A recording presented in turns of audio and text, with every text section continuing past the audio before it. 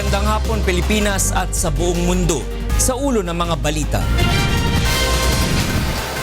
Japanese Prime Minister Shinzo Abe dumating na sa bansa para sa 2 araw na official visit. Kaso ng pagdukot sa isang Koreano, iniimbestigahan na rin ng National Bureau of Investigation. Asawa ng biktima, umaapila ng tulong sa publiko. Dalawa sa mga sospek sa pagpatay sa 8 mangingisda sa Zamboanga City naaresto na ng mga otoridad. Umano'y planong pagpapatalsik kay Senator Coco Pimentel bilang Senate President itinanggi ng mga senador. Bilang ng mga pulis na nakakasuhan dahil sa pagpapatupad ng anti-drug campaign ng pamahalaan, patuloy na nadadagdagan base sa datos ng PNP Legal Service. Mga paraan upang maiwasan ang dagdag singil sa kuryente dahil sa Malampaya shutdown, pinag-aaralan na ng Department of Energy. Mahigit 30 pang 2016 Miss Universe candidates dumating na sa bansa. Mga kandidata excited na sa kanilang gagawing paglilibot sa ilang tourist spots sa Pilipinas. Una sa ating mga balita, tinulungan ng UNTV News and Rescue Team ang isang ginang na inabutan ng panganganak sa loob ng isang taxi sa Quezon City. Nirespondihan rin ng UNTV Rescue ang nangyaring banggaan ng motorsiklo at dump truck kaninang hating gabi. Ito ang balita ni Bernard Dadis. Nirespondihan ng UNTV News and Rescue Team ang nangyaring banggaan ng motorsiklo at dump truck sa Quirino Highway sa Quezon City kaninang hating gabi. Nadatna ng grupong angkas ng motorsiklo na si John Rex Montanes na iniinda ang tinamong sugat sa kanang binti. Agad binigyan ng first aid ang biktima, ngunit tumanggi na itong magpadala sa ospital. Sa halip ay mas pinili nitong magpahatid sa kanilang bahay na malapit lamang sa pinangyarihan ng aksidente. Ayon sa nakakita sa pangyayari, bumangga sa nakahintong truck ang motorsiklong sinasakyan ni Montanes. Nakabuntot yata yung single, ngayon nangyari, hindi nila napansin, nakasignal yung truck diyan, naka-stop. Yun nangyari, bigla silang sumalpok doon. Siyempre nagpakainom, hindi napansin. Kaya nangyari, yun, aksidente sila. Ang Quezon City Depo's Rescue naman ang tumulong sa driver ng motorsiklo na kinilalang si King Yang Son na isinugod sa East Avenue Medical Center. Makalipas lamang ang isang oras, isang taxi driver naman ang tumawag sa UNTV Rescue. Humingi siya ng tulong dahil nagle-labor na ang 22 anyos niyang buntis na pasahero at malayo pa sila sa ospital. Agad na marumisponde ang UNTV Rescue at tinulungan si Ira Arelan na mailuwal ang kanyang malusog na sanggol na babae. Ayon sa nanay ni Ira na si Aling Buena, galing na sila sa Tala Hospital subalit hindi sila ini-admit doon. Tinakot kami doon sa Tala. Sabi niya gano'n, baka mamatay yung bata pag hindi niyo kasi daw maliit daw yung bata, maliit ang Imbis na pala kasi niya yung niya, pinatakot pa. Matapos ang panganganak sa taxi ay dinala na ang mag-iina sa Commonwealth Medical Center para sa karagdagang atensyong medikal. Maraming salamat. Sabi ko nga gano'n, mabuti nandito yung tinutulungan kami. Pag wala yun ako, hirap na hirap siguro kami pag Bernard Dadis, UNTV News and Rescue, Philippines.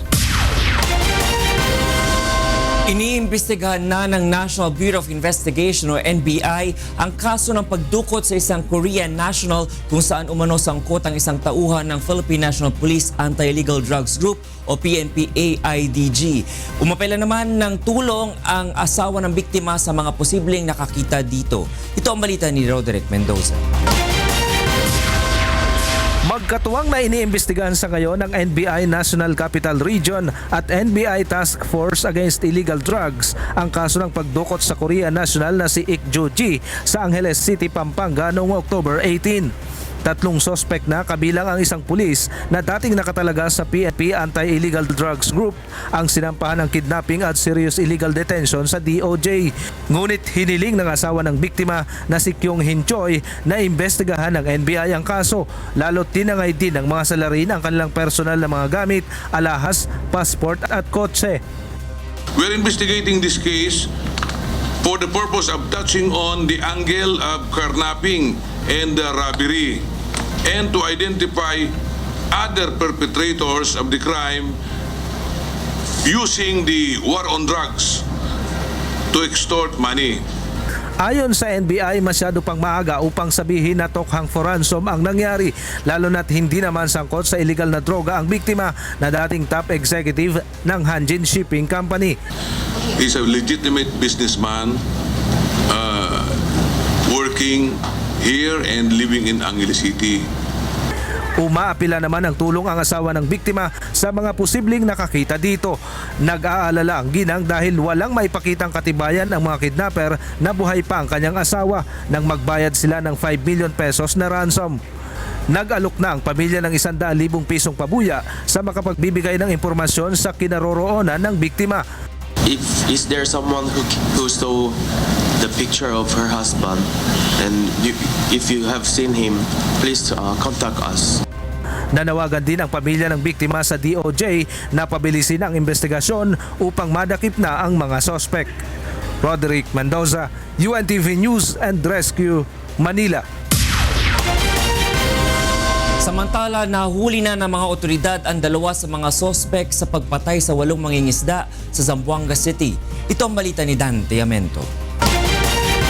Isa pang sospek sa pagpatay sa 8 mangingisda sa Siromon Island, Panubigan, Zamboanga City ang nahuli ng mga otoridad kahapon. Kinilala ang sospek na si Arsani Samlani, residente ng Barangay Muti. Una nang nahuli ang kasama nitong si Midsfar Nunio noong nakaraang araw sa isang drug buy-bust operation. Meron na tayong 2 suspect na nakuha. Yung una, yung nakuha sa Seaside Sangali. Hinala ng mga otoridad, extortion ang motibo sa pamamaslang at pagganti na rin para sa 2 kasamahan ng mga sospek na napatay sa engkwentro ng mga otoridad noong nakaraang Nobyembre. Ngunit sa ngayon, hindi pa malinaw kung may kaugnayan ang mga sospek sa bandidong grupong Abu Sayyaf. Sa ngayon, patuloy nang tinutugis ang 10 pang kasamahan ng mga sospek kabilang na sina Nasser Saipudin, Aming Mundalis, Alvin Sangkula, Jobert Cabe at RJ Papa. We continue yung ating mga ginagawa nga, lalong-lalo na in-addressing sa mga lawless elements, criminal elements, and member of the threat groups na pumapasok dito sa ating area para gumawa ng hindi maganda. Pinulong na rin ng Zamboanga City Police Office ang lahat ng kanilang station commanders para paigtingin ang pagbabantay sa lungsod, partikular na sa coastline areas upang huwag nang maulit ang insidente. Dante Amento, UNTV News and Rescue, Zamboanga City. Mas marami ng pulis ngayon ang nasasampahan ng kasong may kinalaman sa iligal na droga dahil sa kampanya ng pamahalaan laban sa ipinagbabawal na gamot base sa datos ng Philippine National Police Legal Service. Ito ang balita ni Lea Ilagan. Dumami ang bilang ng mga pulis na humihingi ng tulong sa Philippine National Police Legal Service dahil sa mas pinag-igting na kampanya ng pamahalaan laban sa iligal na droga. Ayon kay PNP Legal Service Public Information Office Chief Police Superintendent Lynette Tadeo, nasa 10 pulis ngayon ang kanilang tinutulungan mula sa Region 2 at Region 7 mula sa 2 bilang na pulis lamang bago pumasok ang Duterte administration. Aniya, ang nasabing mga pulis ay sinampahan ng kaso ng kaanak ng mga napapatay sa PNP legitimate drug operations. Ang mga cases po nila is criminal case, 8 out of 10 is criminal cases and 2 are administrative cases. Ayon pa kay Tadeo, dumadaan sa masusing investigasyon at pag-aaral ng board ang bawat pulis na humihingi ng legal assistance upang masigurong hindi ito lumabag sa PNP operational procedures sa isinasagawang operasyon. Maaari naman ang mag-apply para sa free legal assistance ang pulis na may ranggong mula PO1 hanggang star rank. Isa lang naman po yung determination na dapat naming gawin sa mga applicants. Yun po is kung service-related ba? Service-related ba to? Or kung wala bang mga abuses na nagawa itong aming subject applicants para i-grant namin siya. Kung maaaprubahan ang hiling na free legal assistance ng isang pulis, ay entitled ito sa direct legal representation. Nangangahulugan na ang abogado mula sa PNP Legal Service ang dadalo sa bawat hearing. Maaari din namang kumuha ng abogado ang isang pulis at ibabalik na lamang ng legal service ang nagastos na mga ito dahil kulang sila sa abogado sa ngayon. Meron kaming 96 na lawyers including our director. And medyo may kakulangan talaga. As of now, meron kaming kulang na 190 plus na lawyers. Nilinaw naman ng opisyal na hindi kabilang ang grupo ni na Police Superintendent Marvin Marcos sa kanilang tinutulungan dahil hindi naman sila nag-apply ng free legal assistance. Tiyak din ani ang idadaan ito sa masusing proseso, lalo't may question sa proseso ng pagsalakay ng mga ito sa Baybay Sub-Provincial Jail kung saan nakakulong si Albuera Mayor Rolando Espinosa Sr. Leia Ilagan, UNTV News and Rescue. Cam Krame. Dismayado si dating Senador Bong Revilla Jr. dahil sa mabagal na pag-usad ng kaso laban sa kanya sa Sandigan Bayan. Si Revilla ay nakasuhan ng plunder kaugnay ng PDAP scam. Ito ang balita ni Monok Sol. Personal na nagtungo si Senador Bong Revilla Jr. mula sa PNP Custodial Center sa Sandigan Bayan, alinsunod sa kautusan ng Graft Court na dumalo ito sa pagdinig sa plunder case laban sa kanya. Mahigit 2 taon nang nakakulong si Revilla at ito ang kauna-unahang pagdinig ng korte sa kanyang kaso kaugnay ng PDAP scam. Ngayong araw nakatakda ang pag-aaral ng korte sa pre-trial order ng kaso ni Revilla upang makausad na ito sa aktwal na pagdinig. Bagamat nakahanda ang kampo ni Revilla, hiniling naman ng prosekusyon na bigyan pa sila ng pagkakataon na amyendahan ng pre-trial order. Kinwestiyon rin ng kampo ni Revilla ang mahigit 100 witness na balak ipresenta ng prosekusyon. Anila, kung lahat ng 119 na witness ay ipipresenta pa, hindi na matatapos ang pagdinig sa naturang kaso. Dismayado si Revilla dahil mukhang matatagalan pa bago matapos ang pagdinig sa plunder case laban sa kanya. Siyempre, na-expect natin mas mapabilis no? Para matapos na to. Pero parang yung tatagal pa. Bukod kay Attorney Ramon Esguera na dating lawyer ni Chief Justice Corona, kinuha na rin ni Revilla bilang abogado si Attorney Estelito Mendoza na dating lawyer ni Senador Enrile. Pinanghahawakan naman ni Bacoor Cavite Mayor Lani Mercado ang tulong na maaring maibigay ni Presidente Rodrigo Duterte noong ito'y nangangampanya pa sa kanilang lugar sa kaso ng kanyang asawa. Binanggit niya sa amin yon a few years ago during his visit sa amin nung nangangampanya siya. Pero naniniwala ako sa sinasabi niya na we have to go and pass through the process of law. So yan ang ginagawa natin ngayon. Kasama rin sa humarap ngayon sa korte ang Chief of Staff ni Bong at co-accused na si Richard Cambe. Itinakda muli ng Sandigan Bayan ang pagdinig sa kaso ni Revilla sa darating na February 9 ngayong taon. Mon Hokson, UNTV News and Rescue, Sandigan Bayan.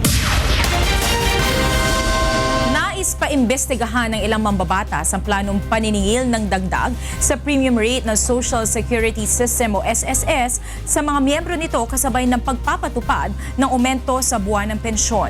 Ito ang balita ni Nel Mariboho. Iligal ang plano ng Social Security System o SSS na itaas ng 1.5% ang premium contribution sa mga miyembro nito.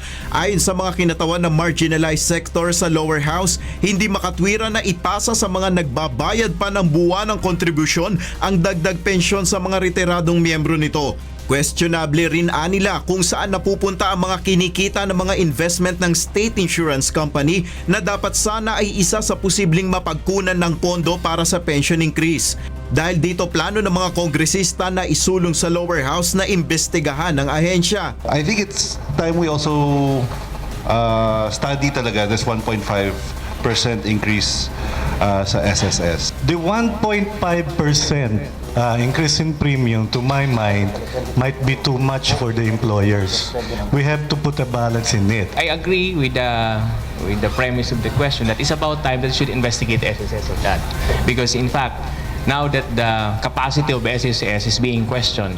Una nang iginiit ni SSS Chairman Amado Valdez na legal ang gagawing contribution increase, ngunit bukas anya siya sa anumang pagsisiyasat na maaaring gawing kaugnay dito. Maganda yung pag-iimbestiga para maliwanagan natin kung ano-ano mga dapat na gawin. Pero marami ng mga investigasyon na nagawa eh.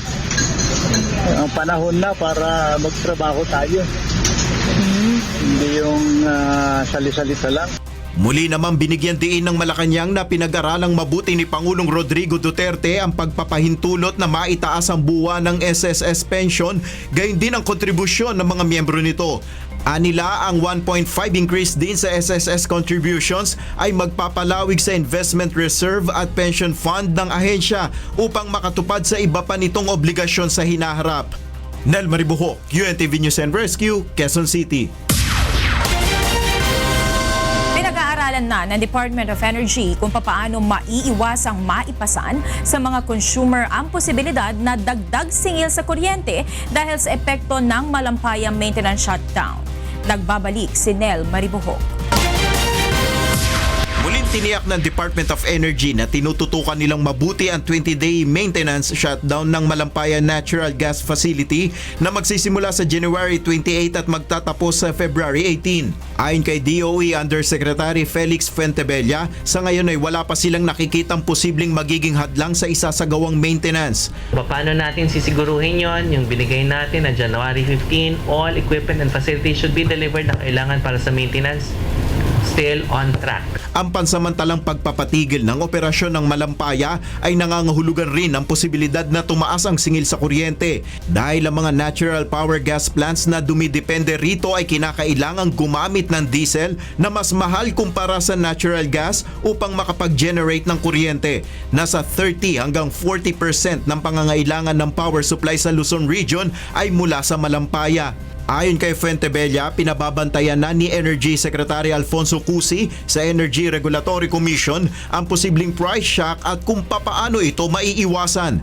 Tinitingnan maigi kung kasali na ba yan sa PSA. Pangalawa, tinitingnan din po natin kung merong dapat ibalik ang Meralco na rebate sa ating mga consumer, and we should not wait na isama pa yan dito sa March billing na expectation natin from this Malampaya scheduled maintenance shutdown. Sa simulation ng Meralco, posibleng madagdagan ng 200 hanggang 300 piso ang March billing ng isang residential consumer na gumagamit ng 200 kilowatts kada buwan. Nanawagan rin ng DOE sa publiko na magtipid sa paggamit ng kuryente upang maiwasan ang price shock. Nel Maribuhok, UNTV News and Rescue, Taguig City. Samantala, binawi na ng Department of Energy ang Standard Compliance Certificate o SCC na sumabog na liquefied petroleum gas o LPG refilling station sa Pasig City. Ayon kay DOE Undersecretary Wimpy Fuentebella, hindi na ito maaaring mag-operate ngayon kasunod ng insidente kung saan marami ang nasaktan at isa ang namatay. Ang SCC ay ang final document na kailangan ng isang LPG company upang makapag-operate. And the Department of Energy has already canceled the standard compliance certificate for the operation of this refilling LPG plant. Susunod sa ito ang balita. Mahigit 30 pang 2016 Miss Universe candidates dumating na sa bansa. Mga kandidata excited na sa kanilang gagawing paglilibot sa ilang tourist spots sa Pilipinas. Tangkang panggugulo ng iba't ibang grupo sa idaraos na Miss Universe Beauty Pageant pinaghahandaan na ng Philippine National Police Highway Patrol Group.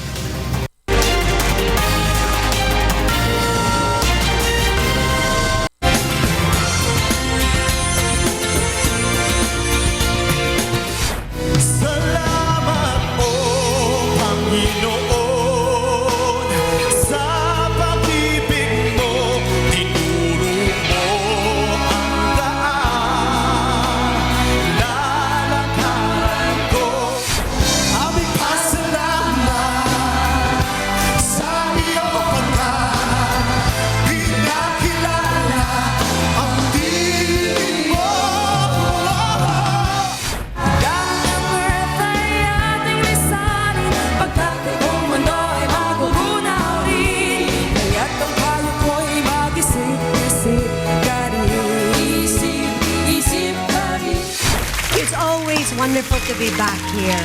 Gave me the opportunity to share a bit of my... Ang kanta ay istorya at ang interpreter ang tagapagkwento. Pag ang istorya ay magulo, pati ang tagapagkwento ay naguguluhan din. Watch ASOP Music Festival this Sunday on UNTV. Lagi ba kaming mangangamba sa tuwing lalabas kami, pupunta ng mga malls or what? O ano bang kailangan gawin ng ating mga kababayan ngayon? Kailangan bang magsiksik na muna sa bahay? Hindi. Ito yun, normal din. Okay. Huwag kayong mangamba na takot kayo na parang kayo, huwag na kayo lumabas. Hindi. Anywhere in the world, kung mag-isa kayo, you are target for for some mayhem or mischief. Sa malls naman o sa mga gatherings, you open your eyes.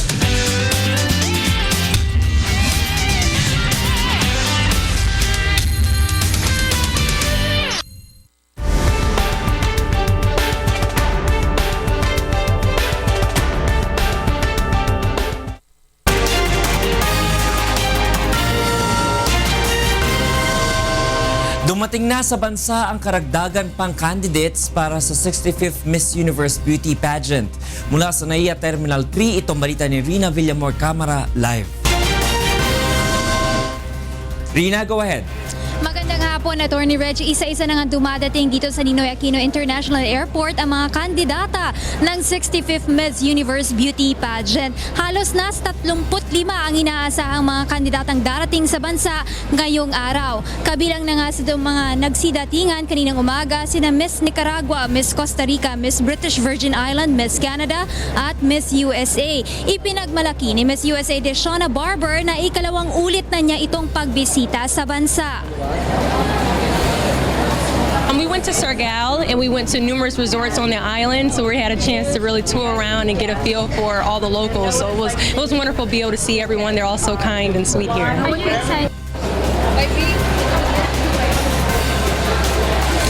Ang 27 years old na si Barbers na isang lieutenant sa US Army Reserve ay isa sa mga early top bets ng 2016 Miss Universe pageant. Naabutin din natin si Miss Vietnam Dang Thi Le Hang na nagpaunlak ng ilang Tagalog na salita sa mga miyembro ng media.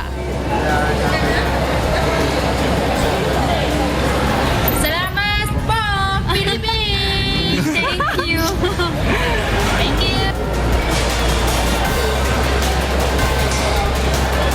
Ngayong hapon naman ay sabay-sabay ang pagdating ni na Miss Russia, Miss Singapore, Miss Malaysia, Miss Czech Republic, Miss Poland, Miss Slovak Republic, Miss Cayman Island, Miss South Africa at Miss Mauritius. Nagulat ang ilang organizer kay Miss Russia na si Yuliana Korolkova dahil isang linggo na pala siyang nagbabakasyon sa Boracay bago siya dumating ngayon dito sa Manila. Samantala, dumating na rin ang presidente ng Miss Universe Organization na si Paula Shugart para siguraduhin na maayos ang mga aktibidad na nakahanda para sa mga kandidata. 15 years I've been waiting for this moment, and how great it is. I'm so happy, really happy to be here.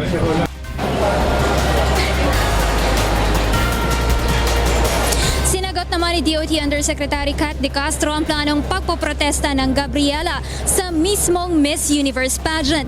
Ayon kay De Castro, hindi ito exploitation ng mga kababaihan dahil nasa tagline na rin ng beauty pageant ang confidently beautiful with a heart.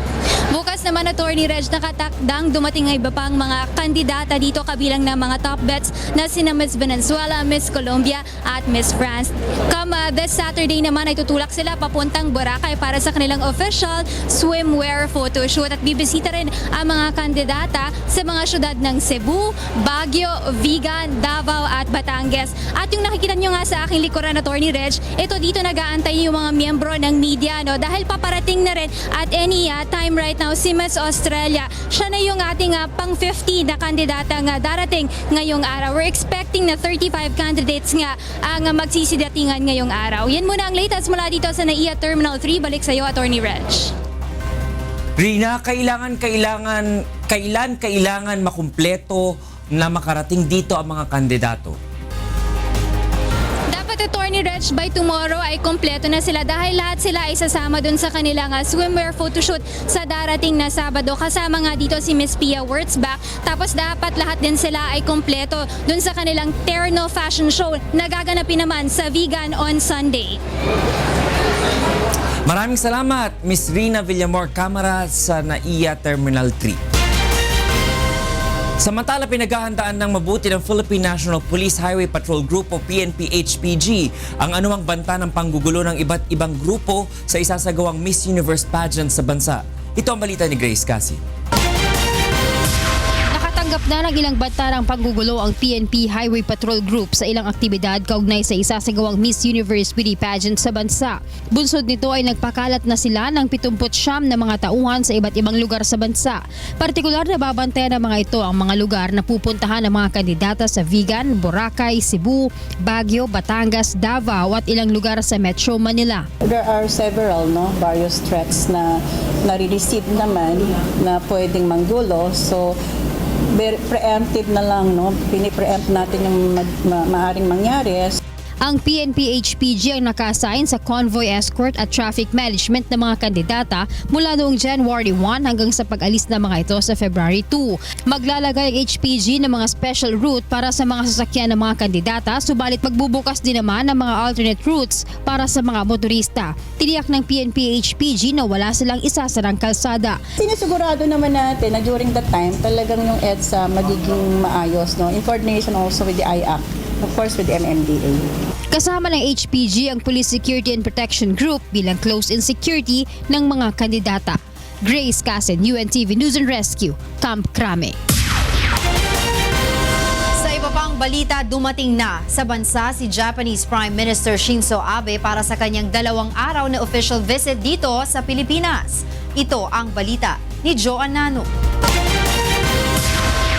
Pasado alas 2:45 ng hapon kanina nang dumating sa bansa si Japanese Prime Minister Shinzo Abe, lula ng Japan Air Force para sa kanyang 2-day official visit dito sa bansa. Kasama niyang bumisita dito sa Pilipinas ang kanyang may bahay na si Madam Aki Abe at ilang Japanese businessmen. Sinalubong sila ng ilang miyembro ng gabinete, kabilang na sina Executive Secretary Salvador Meljaldea, Foreign Affairs Secretary Perfecto Yasay, Japanese Ambassador to the Philippines Kazuhide Ishikawa at iba pang mga opisyal. Paglabas ng eroplano, agad na binigyang pugay ng Malacanang Honor Guards ang Chief Executive ng Japan. Matapos ang welcoming ceremony, agad na bumiyahe patungo Malacanang ang delegasyon ni Prime Minister Shinzo Abe para makipagpulong kay Pangulong Rodrigo Duterte. Ngayong gabi ay nakatakda na rin bumiyahe patungong Davao City ang pinuno ng Japan bilang bahagi ng kanyang 2 araw na pagbisita dito sa bansa. Ilan sa nakatakdang bisitahin ng Japan Head of State ang Mintal Elementary School at ang sementeryo sa Barangay Mintal kung saan nakalibing ang maraming Hapon na namatay bago at noong panahon ng digmaan. Umaasa naman ang Japanese Chamber of Commerce sa Mindanao na lalo pang mapapalago ang ugnayang pang-ekonomiya ng Japan at Pilipinas sa pagbisita ni Prime Minister Abe sa bansa. Si Prime Minister Abe ang kauna-unahang Head of State na bibisita sa Davao City at sa bansa sa ilalim ng Duterte administration. Joan Nano, UNTV News and Rescue, Pasay City. Nilagdaan ang 5 Memorandum of Agreement sa pagitan ng Pilipinas at Japan sa official visit ni Japanese Prime Minister Shinzo Abe. Nagpahayag din ng suporta sa isa't isa sina Pangulong Duterte at Prime Minister Abe sa pagharap sa mga hamon sa Southeast Asia. Mula sa Malacanang, ito ang balita ni Rosalie Cos live. Yes, Rosalie. Magandang gabi, Angela. Kaninang hapon ay nilagdaan sa pagitan ng pamahalaan ng Pilipinas at Japan ang 5 kasunduan bilang bahagi ng pagpapaigting ng bilateral relationship ng Pilipinas at Japan. Bago ang MOA signing, sinalubong si Prime Minister Shinzo Abe ni Pangulong Duterte at ng kanyang gabinete sa Malacanang Palace Grounds. Agad na nagtungo ang dalawa sa isang summit meeting kung saan nagpahayag ng suporta sa isa't isa ang 2 chief executives sa pagharap at pagresolba sa mga hamon sa Southeast Asia tulad ng terorismo at pagpapanatili ng maritime security. Kabilang naman sa mga kasunduang pinirmahan ang pagkakaloob ng economic at social development aid sa Pilipinas na nagkakahalaga ng 1 trillion trillion yen o katumbas halos ng 433.5 trillion pesos sa loob ng 5 taon. Kasama na rin dito ang pambili ng mga high-speed boat at iba pang counter-terrorism equipment. Pangalawa, ang Memorandum of Cooperation sa paggamit ng mga teknolohiya at produkto para sa low-carbon growth. Memorandum of Cooperation sa pagitan ng Philippine at Japanese Coast Guard. Memorandum of Cooperation sa road traffic information at ang loan agreement at guarantee letter para sa pagpapaunlad ng agribusiness sa Autonomous Region in Muslim Mindanao o ARMM. Samantala, sinusuportahan din ni Prime Minister Abe ang anti-drug war ni Pangulong Duterte at nag-commit na tutulong sa kampanya ng pamahalaan ng Pilipinas sa pamamagitan ng aid sa rehabilitation treatment programs ng Philippine government. Nagpasalamat naman si Pangulong Duterte kay Prime Minister Abe dahil sa patuloy na ayuda ng Japan sa Pilipinas, lalo na sa pagkakamit ng kaunlaran at kapayapaan sa Mindanao. Angela, kanina sa joint press statements ng dalawang chief executives, binigyang diin ni Prime Minister Abe na pinili niya ang Pilipinas na unang bansang binisita niya para sa taong 2017 para ipakita ang pagbibigay ng halaga sa bilateral relationship ng Japan sa Pilipinas. At isang state banquet naman ang inihanda ni Pangulong Duterte para kay Prime Minister Abe at sa kanyang delegasyon bago magtungo sa Davao City mamayang alas 8 ng gabi. Samantala, parehong proud si Pangulong Duterte at si Prime Minister Abe na si Prime Minister Abe ang kauna-unahang head of state na bibisita hindi lamang dito sa Pilipinas kundi sa hometown ni Pangulong Duterte bukas at inaasahang ipagpapatuloy ang bilateral meeting ni Pangulong Duterte at Prime Minister Abe bukas, gayon din ang pagpupulong sa mga Filipino at Japanese business delegates. Yan muna ang latest live mula rito sa Malacanang. Balik sa iyo, Angela. Maraming salamat sa iyo, Rosalie Cos, live na nagulat mula sa Malacanang. I-deploy na sa staging area sa Davao City ang emergency response teams na galing pa sa iba't ibang lugar sa Davao Region bilang paghahanda sa launching ng ASEAN 2017 sa darating na linggo. Ito ang balita ni Victor Cosal. Mahigit sa 500 emergency responders galing sa iba't ibang lugar sa Davao Region ang gagamitin ng Office of Civil Defense para sa ASEAN Summit 2017. Kanina idineploy na sa 11 staging areas ang rescue groups upang mabilis na makaresponde sa oras na may insidente. Ang staging areas ay nakaposisyon malapit sa venue ng ASEAN Summit at sa tinutuluyan ng mga delegado. Position to make sure that within 5 minutes nandun na sila sa mga billet areas and yun main activity area. Maagang idineploy ang mga grupong bumubuo sa Incident Management Team dahil bukod sa launching ng chairmanship ng Pilipinas sa ASEAN 2017 sa January 15, kasama rin sa pinaghahandaan ang pagbisita ng Prime Minister ng Japan sa Davao City bukas at maging ng ilang kandidata naman ng Miss Universe sa January 19. Hindi lang po natural, we will also oversee yung kung mayroong mangyayari yung mga human induced hazard. Una nang idineploy ng mga otoridad ang mga miyembro ng security forces mula sa AFP at PNP upang bantayan ang mga lugar na tutuluyan at dadaanan ng mga delegado. Isa naman sa concern ng mga otoridad para sa ASEAN Summit ang traffic sa ilang mga lansangan sa Davao City, kaya patuloy nilang sinusuyod ang mga kalsada upang alisin ang mga obstruction. Basically, yung mga unfinished projects, we have been following them up to finish and complete these diggings. And if they cannot complete, they should put steel plates. Ide-deploy naman ang puwersa ng traffic police kasama ang augmentation forces nito sa mga lansangan sa Davao upang maagapan ang pagbigat ng trapiko lalo na sa panahon ng ASEAN Summit. Victor Cosare, UNTV News and Rescue, Davao City.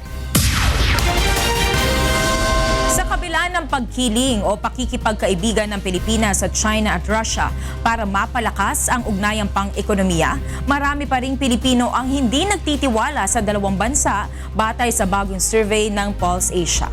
Ito ang balita ni Aga Kaakbay. Ang United States of America pa rin at ang bansang Japan ang pinaka-pinagtitiwalaang mga bansa ng mas nakararaming Pilipino. Batay sa resulta ng pinakahuling survey ng Pulse Asia, mataas ang pagtitiwala ng mga Pilipino sa Amerika na may 76%, kasunod ang Japan at Great Britain. Kapwa naman 38% ang nakuhang trust ratings ng mga bansang Russia at China mula sa mga Pilipino. Sa distrust rating naman ay nanguna ang China na nakakuha ng 61% na sinundan ng Russia. Ang nationwide survey ay ginawa noong December 2016 para alamin kung gaano katiwala ang mga Pilipino sa mga piling bansa at international organizations. 1,200 ang respondents ng survey mula December 6 hanggang 11, 2016 sa pamamagitan ng face-to-face interview. Ilan sa mga mahalagang pangyayari bago isinagawa ang survey ay ang pagkakahalal kay Donald Trump bilang ika-45 presidente ng Amerika, ang pag-congratulate ni Pangulong Duterte kay Trump at ang pahayag nitong hindi na makikipag-away sa US dahil si Trump ang nanalo. Nangyari din sa mga panahong ito ang pag-uutos ni Pangulong Duterte na arestuhin ang gaming tycoon na si Mr. Jack Lam sa kasong bribery at economic sabotage, kaugnay ng iligal na operasyon ng kasino sa Clark, Pampanga. Ang survey ay kasunod na rin ng pagkiling o pakikipagkaibigan ng Pilipinas sa China at Russia para mapalakas ang ugnayang pang-ekonomiya ng Pilipinas. Agap Akbay, UNTV News and Rescue, Quezon City. Pinabulaanan ng mga senador ang mga balitang hindi sila kontento sa performance ni Senator Aquilino Pimentel III, gayon din ang namumuong plano para tanggalin siya bilang Senate President. Ito ang balita ni Joyce Balancho. Itinanggi ng ilang mga senador na hindi sila kontento sa pamamahala ni Senator Aquilino Pimentel III bilang Senate President. Kasunod ito ng pahayag kamakailan ni Senator Joseph Victor Ejercito na may usap-usapan sa pagitan ng mga senador na may ilang hindi masaya sa panunungkulan ni Pimentel bilang pinuno ng Senado.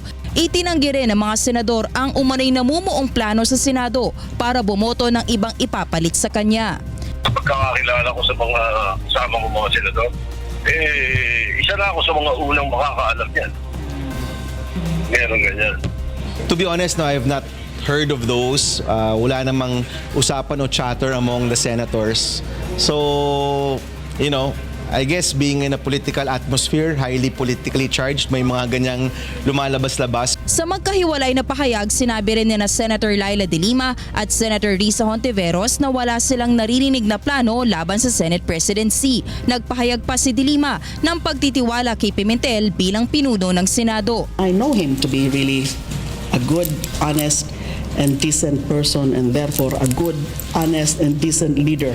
He used to be a client of mine. So I know, kilala ko pagkatao ni SP Coco.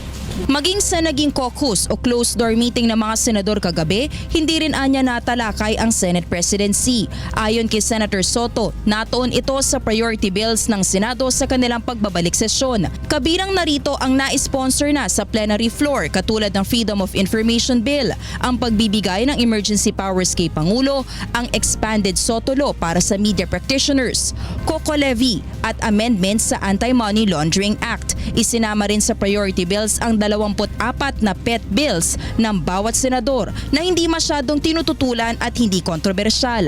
Kabilang dito ang upgrade sa anti-hazing law ni Senator Soto, ang Budget Reform Advocacy for Village Empowerment Act ni Senator Panfilo Lacson at ang feeding programs sa elementary schools ni Senator Grace Poe.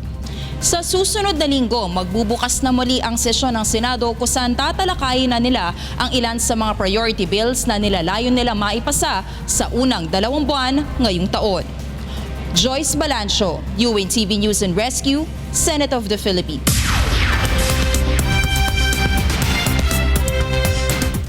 And for the news abroad, U.S. President-elect Donald Trump will order a probe on Russian hacking and ask countries to respect his administration more than those in the past. James Buntuyan reports. President-elect Donald Trump on Wednesday promised to commission an intelligence report to probe hacking attacks against the United States and vowed that other countries would show more respect to the country when he took office. Intelligence agencies are vital and very, very important. Within 90 days, they're going to be coming back to me with a major report on hacking. The president-elect has long said he hopes to improve ties with Moscow, but his plans have come under intense scrutiny after U.S. intelligence agencies concluded that Russia used cyber attacks and other tactics to try to tilt the election in his favor over Democratic candidate Hillary Clinton. Trump acknowledged that Russia likely hacked the Democratic National Committee and the emails of other top Democrats during the 2016 presidential election, but defended his goal of better ties with Moscow. He shouldn't be doing it. He won't be doing it. Russia will have much greater respect for our country when I'm leading it than when other people have led it. You will see that. Russia will respect our country more. The real estate developer also used the news conference to describe how he will separate himself from his global business operations to avoid conflicts of interest once he takes office. He talked about how the plan to bring manufacturing jobs back from overseas plants, slamming drug companies for quote-unquote getting away with murder on pricing. U.S. stock slipped to a session low before recovering ground as healthcare stocks took a beating after the comments of Trump about drug pricing in his very first formal news conference after his November 8 victory. James Bontuyan, UNTV News and Rescue, Maryland, USA. Meanwhile, Bolivian government burns 14 tons worth of marijuana in a field in Cochabamba. Efren Castillo has the details. Las Fuerzas Especiales Bolivianas prendió el fuego a 3 campos de marihuana el martes o el equivalente de 14 toneladas en el municipio de Misque, situado en el departamento central boliviano de Cochabamba. Las drogas fueron juntas de alrededor de la región y cumulativamente hecho toscamente de 2 hectáreas de tierra, según las Fuerzas Especiales de Narcotráfico de Bolivia, FELCN. Por este sector es la primera vez que encontramos plantaciones de este tamaño, puesto que en anteriores oportunidades hemos visto más pequeños. Además, esto más o menos debe tener un tiempo de 4 a 6 meses de plantación. Entonces han aprovechado las lluvias para que crezcan más estas plantas. Después de 13 años de trabajo, el FELCN muestra su primer año en 2015 de reducir los niveles de drogas en Bolivia. A lo largo de su diseño en el poder, izquierdista boliviana presidente Evo Morales llamado para un enfoque humano global para el control de drogas. Morales, él mismo es un antiguo cultivador de coca. Bolivia, como sin litoral, con frecuencia es un punto de tránsito para las drogas que pasan a través de la región.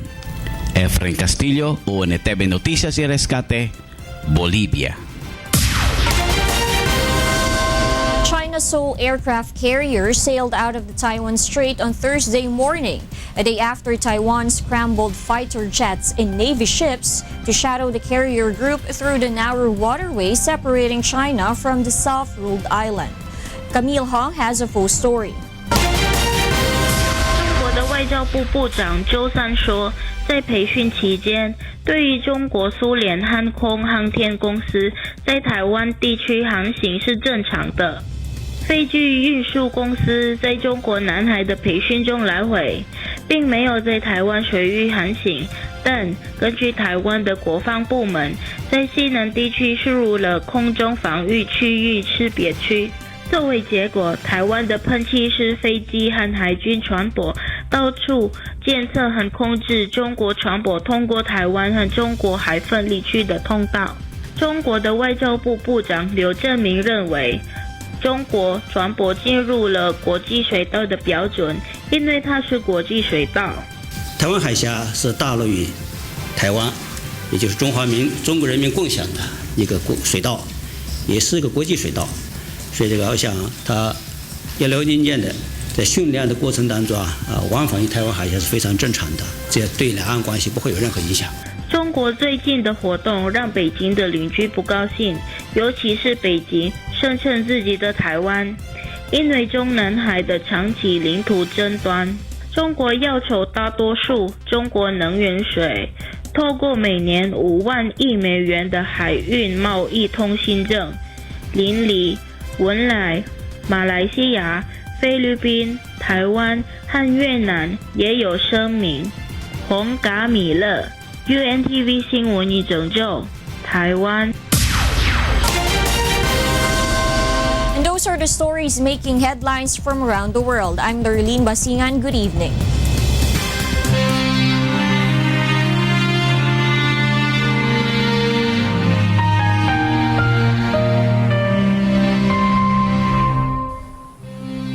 2,607 araw na po ang nakalipas mula na maganap ang malagim na Maguindanao Massacre. Ngunit hanggang ngayon ay naghahanap pa rin tayo ng katarungan sa mga biktima ng malagim na krimen. Sa tila madilim na hinaharap ng kaso, hindi po bibitiw ang UNTV sa labang ito hanggang makamit ang katarungan hindi lamang para sa aming 4 na kasamahan, kundi sa lahat ng mga biktima ng karumal-dumal na pamamaslang. Susunod sa Ito ang Balita. Floats na gagamitin sa parada ng mga kandidata ng 2016 Miss Universe sa Baguio City. Inihahanda na.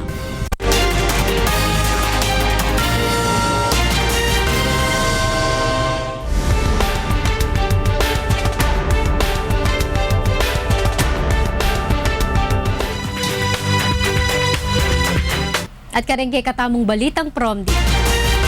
5 mag-aral king Kabuyaw, Laguna ing sinugod da king hospital kay iba't dang may kabawong chemical, iba't king drama makaimbak king meto nga bakanting loti. Kinanselada na muri ning klase da ring aduang malapit a eskwela, uli na ning insidente. Ining report ng Sherwin Kulubong. Isinugod sa ospital ng Kabuyaw, Laguna ang 5 grade 8 students ng Pulo National High School matapos makaramdam ng paninikip ng dibdib at himatayin kaninang umaga. Ayon sa mga estudyante, nakalanghap sila ng nakasusulasok na amoy kaya inatake sila ng hika. Habang nagdi-discussion po kami, bigla pong nangamoy gas na parang hindi po namin maintindihan yung amoy. Tapos bigla na lang po kaming nahilo. Halos lahat po ng mga inatake dito may asthma po. Pinalabas na po kami sa room, doon ko po naramdaman yung hilo. Tapos doon na po, yung pagkababa po ng hagdan. Bunsod nito, agad kinansila ang klase sa Pulo Elementary at National High School at pinauwi na ang mga estudyante. Sa inisyal na investigasyon ng mga otoridad, nagmula ang mabahong amoy sa isang drum na nasa bakanting lote malapit sa eskwelahan. Posible umanong tumagas ang laman nitong kemikal dahil sa tagal na nitong pagkakaimbak.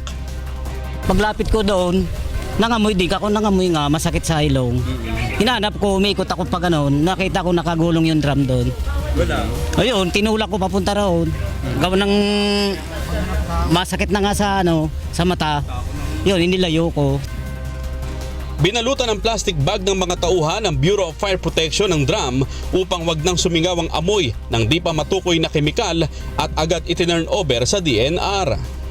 Isang taon na po daw dito na ilagay yung chemical at wala pong nakakala kung saan po nanggaling kasi naka sa drum. Tiniyak ng pamunuan ng barangay na sasampahan nila ng patong-patong na kaso ang nagmamay-ari ng kemikal sakaling matuntunan nila ito. Sherwin Kulubong, UNTV News and Rescue, Laguna. Meto nga bangke ning paghinalaan dang drug pusher king Nueva Ecija, ingikit dang makalutang king meto nga ilog king Bulacan. Samantala metong yung drug high value target naman king La Union ing inaresto da king meto nga operasyon king La Union. Ining balita ng Nestor Torres. Nakagapos ang kamay at nakapiring ang muka nang makuha sa ilog ang bangkay ng isang lalaki sa barangay Pulong Duhat sa San Miguel, Bulacan. Pasado las 7:30 kaninang umaga. Kinilala ang biktima na si Arden Balmonte na tigagapan Nueva Ecija. Sa investigasyon ng Bulacan Soko, nagtamo ang biktima ng 2 tama ng bala sa likod at isa naman sa sentido. Ayon sa kapatid ng biktima, noong Martes ng gabi dinukot ang lalaki nang hindi pa natutukoy ng mga suspect. Ang pagkakaano po, kinuha siya ng 2 nakabonet kasi nakay po siya sa motor din.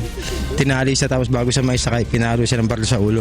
Meron po tayong informasyon na gano'n na siya po ay gumagamit ng illegal na droga. Kasama po yun sa ating bine-verify kung kasama po siya sa drug watch list ng Gapan Police Station. Patuloy nang iniimbestigahan ng mga otoridad ang insidente. Samantala, sa San Fernando, La Union naman ay isang umano'y drug high value target ang naaresto ng mga operatiba sa isang inn sa barangay San Vicente kagabi. Nakuha sa suspect na si Roger Marso Sison ang 4 na pakete ng hinihinalang shabu, drug paraphernalia, isang cellphone at ang 1,000 pisong mark money. Sa ngayon ay inihahanda na ang mga kasong ihahain laban dito. Kasamang Ilocos News Team, Nestor Torres, UNTV News and Rescue, Bulacan. Nadyan king katamong balita, iba't king miyayaliw ang lugar king katamong bansa. Ako'y Frima Salonga Gloria, Maya Pabengi.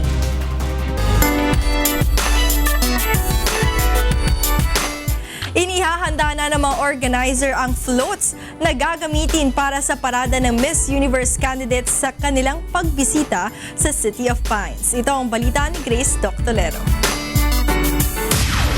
Puspusan ang ginagawang pagayos sa floats na gagamitin sa parada ng Miss Universe 2016 candidates kasabay ng kanilang pagbisita sa Baguio City.